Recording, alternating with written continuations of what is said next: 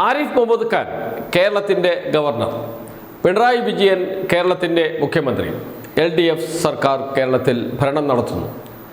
അന്ന് ആരിഫ് മുഹമ്മദ് ഖാൻ നേരിട്ട് DGPയെയും ചീഫ് സെക്രട്ടറിയെയും വിളിപ്പിച്ചു. കേരളത്തിൽ പ്രവർത്തിക്കുന്ന ദേശവിരുദ്ധ ശക്തികളെക്കുറിച്ചുള്ള വാർത്തകളന്ന് വന്നുകൊണ്ടിരിക്കുന്നു.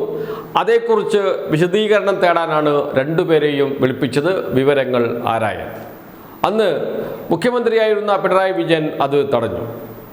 ഉദ്യോഗസ്ഥരെ നേരിട്ട് വിളിക്കാൻ ഗവർണർക്ക് അധികാരമില്ല.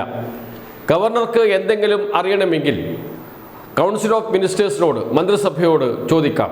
മന്ത്രിസഭ മറുപടി നൽകും. ചീഫ് സെക്രട്ടറി വഴി ഗവർണർക്ക് മറുപടി നൽകും. അതാണ് രീതി. അതല്ലാതെ നേരിട്ട് വിളിക്കാൻ പാടില്ല. അതായിരുന്നു അന്ന് പിണറായി എടുത്ത നിലപാട്. അന്ന് പിണറായി ഗവർണർക്ക് വിശദമായ ഒരു കത്ത് അയച്ചിരുന്നു. ആ കത്തിൻ്റെ പകർപ്പ് പ്രേക്ഷകർക്ക് കാണാം. കത്ത് അയച്ചിരിക്കുന്നത് 8/10/2024 തൊട്ട് മുമ്പത്തെ ദിവസം 7/10/2024 ആരിഫ് മുഹമ്മദ് ഖാൻ രണ്ടുപേരോടും, ചീഫ് സെക്രട്ടറിയോടും DGPയോടും നേരിട്ട് രാജ്ഭവനിൽ ഹാജരാകാൻ ആവശ്യപ്പെട്ടത്.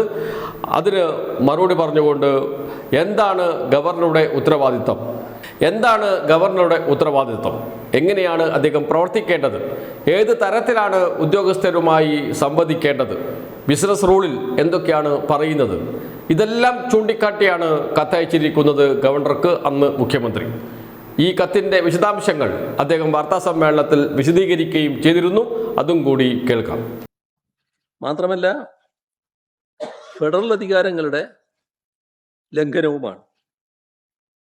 എന്തടിസ്ഥാനത്തിലാണ് ഗവർണർ സർക്കാർ വകുപ്പ് മേധാവികളെ നേരിട്ട് വിളിച്ച് ഭരണകാര്യങ്ങളിൽ ഇടപെടുന്നത്?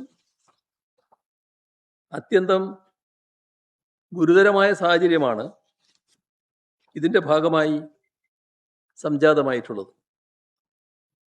ഇതുമായി ബന്ധപ്പെട്ട് മുഖ്യമന്ത്രിയുടെ പ്രതികരണമൊന്നും കണ്ടില്ല. നമ്മുടെ സർക്കാർ, പുതുതായി അധികാരത്തിൽ വന്ന സർക്കാർ, അതിനുശേഷം സംഘപരിവാർ വിധേയത്വം വല്ലാതെ കാണിക്കുന്നു എന്ന പൊതു ആക്ഷേപം നാട്ടിൽ വലിയ തോതിൽ ഉയർന്നു വന്നിട്ടുണ്ട്. കിട്ടിയ അവസരം ശരിയായ രീതിയിൽ ഉപയോഗിക്കാനാണ് ഗവർണറും തയ്യാറാകുന്നത് എന്നാണ് തോന്നുന്നത്. ഇവിടെ സംസ്ഥാനത്തിൻ്റെ അന്തസ്സാണ് ചോദ്യം ചെയ്യുന്നത്. സംസ്ഥാനത്തിൻ്റെ അന്തസ്സ് സംരക്ഷിക്കാൻ മുഖ്യമന്ത്രി ബാധ്യസ്ഥനാണ് എന്നത് ഓർമ്മിക്കേണ്ടതാണ്. ഒരു പഴയ കാര്യം ഈ ഘട്ടത്തിൽ ഓർമ്മിപ്പിക്കട്ടെ. 2024 മുൻ ഗവർണർ ചീഫ് സെക്രട്ടറിയെയും പോലീസ് മേധാവിയെയും വിളിച്ചു വരുത്താൻ നിർദ്ദേശിച്ചിരുന്നു. ആ ഘട്ടത്തിൽ അതിനെതിരായി അന്നത്തെ സംസ്ഥാന സർക്കാർ സ്വീകരിച്ച നിലപാട് നിങ്ങളുടെ എല്ലാം ഓർമ്മയിലുണ്ടാകുമല്ലോ.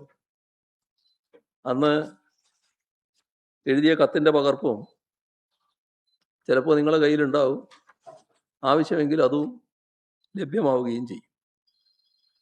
അതേപോലെ തന്നെ കേരളത്തിൻ്റെ പൊതുജനാരോഗ്യ രംഗം ഇപ്പോൾ വലിയ വെല്ലുവിളിയാണ് നേരിടുന്നത്. കത്തിൻ്റെ അവസാനത്തെ 2 പാരഗ്രാഫിൽ വളരെ വ്യക്തമായും ഗവർണറോട് പറയുന്നു മുഖ്യമന്ത്രി പിണറായി വിജയൻ, താങ്കൾ അയച്ചിരിക്കുന്ന കത്തിൻ്റെ അടിസ്ഥാനത്തിൽ ഉദ്യോഗസ്ഥരോട് സംസ്ഥാന സർക്കാർ ആവശ്യപ്പെട്ടിട്ടുണ്ട് ഗവർണറുടെ നിർദ്ദേശം പാലിക്കേണ്ടതില്ല എന്നും.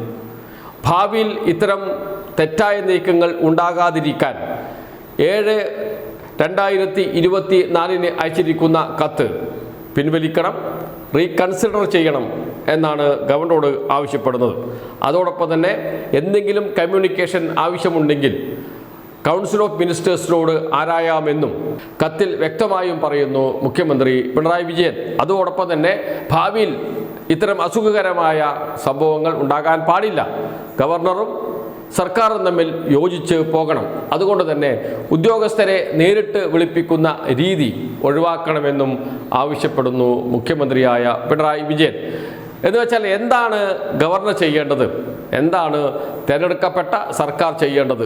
കൃത്യമായും വേർതിരിവ് ഭരണഘടനയിൽ തന്നെ ചൂണ്ടിക്കാണിക്കുന്നുണ്ട്. അതനുസരിച്ച് പ്രവർത്തിച്ചാൽ മതി. അതിനപ്പുറത്തേക്ക് കടക്കുമ്പോഴാണ് ഗവർണറുടെ അധികാരത്തിലേക്ക് സർക്കാരോ സർക്കാരിൻ്റെ അധികാരത്തിലേക്ക് ഗവർണറോ കടക്കുമ്പോഴാണ് രണ്ടു പേരും തമ്മിൽ ഏറ്റുമുട്ടലുണ്ടാകുന്നത്.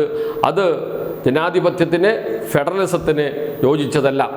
ഇവിടെ സംസ്ഥാന ഗവർണർ രാജേന്ദ്ര അർലേക്കർ ഉദ്യോഗസ്ഥരുടെ യോഗം നേരിട്ട് വിളിക്കുന്നു. ഒരിക്കലും പാടില്ലാത്ത സംഭവമാണ്, അസാധാരണമായ സംഭവമാണ്. പക്ഷേ അതേക്കുറിച്ച് ഒരക്ഷരം കേരളത്തിൻ്റെ ഇപ്പോഴത്തെ മുഖ്യമന്ത്രി വി ഡി സതീശൻ പറയുന്നില്ല.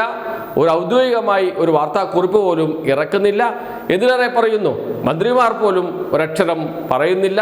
എന്ന് മാത്രമല്ല, UDFൻ്റെ വിവിധ ഘടകകക്ഷി നേതാക്കളുണ്ട്. അവർക്ക് അഭിപ്രായം പറയാം, നിലപാട് പറയാം. KPCC പ്രസിഡന്റിന് നിലപാട് പറയാം. പ്രസിഡന്റ് മന്ത്രിയാണെങ്കിൽ വർക്കിംഗ് പ്രസിഡന്റിന് പറയാം, വൈസ് പ്രസിഡന്റുമാർക്ക് പറയാം. അങ്ങനെ ഉത്തരവാദിത്വപ്പെട്ട കോൺഗ്രസിൻ്റെ നേതാക്കൾക്ക് സംസാരിക്കാം, മുസ്ലിം ലീഗിൻ്റെ നേതാക്കൾക്ക് സംസാരിക്കാം. അവരും മൗനം പാലിക്കുന്നു. എന്ന് വെച്ചാൽ ഗവർണർക്ക് പൂർണ്ണ സ്വാതന്ത്ര്യം നൽകിയിരിക്കുകയാണ്, എന്തും ചെയ്യാനുള്ള സ്വാതന്ത്ര്യം. സർക്കാർ ഗവർണറുമായി ഒരു ഏറ്റുമുട്ടലില്ല എന്ന് നേരത്തെ ഉന്നത വിദ്യാഭ്യാസ വകുപ്പ് മന്ത്രി പറഞ്ഞത് തന്നെ ഗവർണർക്ക് എന്തും ചെയ്യാം എന്ന അധികാരം നൽകുന്ന സ്ഥിതിയിലേക്കാണ് പോകുന്നത്. അതുകൊണ്ട് തന്നെയാണ് ഗവർണറുടെ വഴിക്ക് സഞ്ചരിക്കുന്നത്. തടയേണ്ടതുണ്ട്, പക്ഷെ ആര് തടയും?